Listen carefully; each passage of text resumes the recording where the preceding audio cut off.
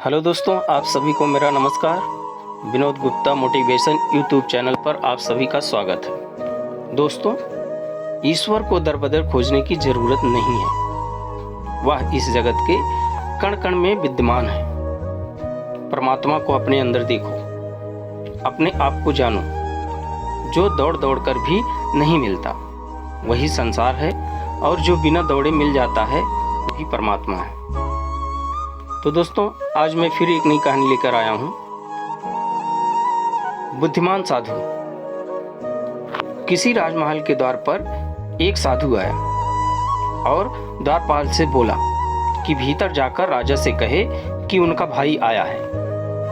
द्वारपाल ने समझा कि शायद ये कोई दूर के रिश्ते में राजा का भाई हो, जो संन्यास लेकर साधुओं की तरह रह रहा हो। सूचना मिलने पर राजा मुस्कुराया और साधु को भीतर बुलाकर अपने पास बैठा लिया। साधु ने पूछा, कहो अनुज, क्या हालचाल है तुम्हारे?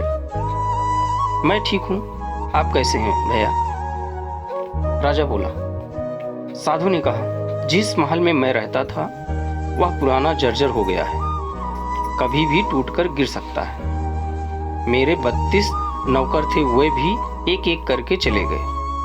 5 रानियां भी वृद्धा हो गई और अब उनसे कोई काम नहीं होता।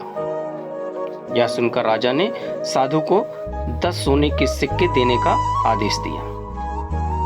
साधु ने 10 सोने के सिक्के कम बताए। तब राजा ने कहा, इस बार राज्य में सूखा पड़ा है, आप इतने से ही संतोष कर लें।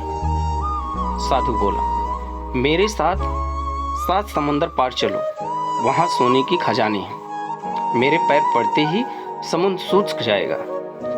मेरे पैरों की शक्ति तो आप देख ही चुके हैं। अब राजा ने साधु को 100 सोने सिक्के देने का आदेश दिया।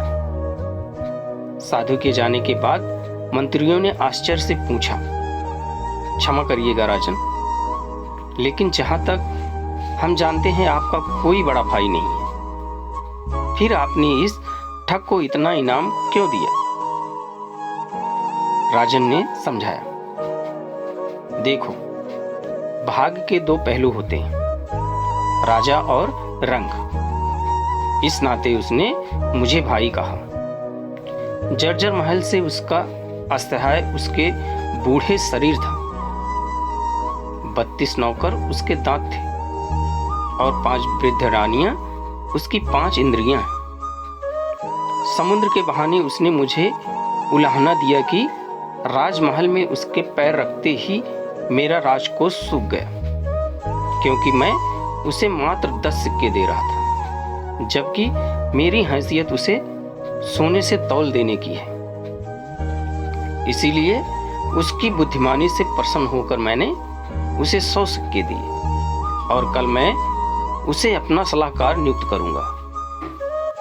तो दोस्तों, इस प्रसंग से हमें ये सीख मिलती है कि किसी भी व्यक्ति बाहरी रंग रूप से उसकी बुद्धिमत्ता का अंदाजा नहीं लगाया जा सकता है। इसीलिए हमें सिर्फ किसी ने खराब कपड़े पहने हैं या वो देखने में अच्छा नहीं है, उसके बारे में गलत विचार नहीं बनाने चाहिए।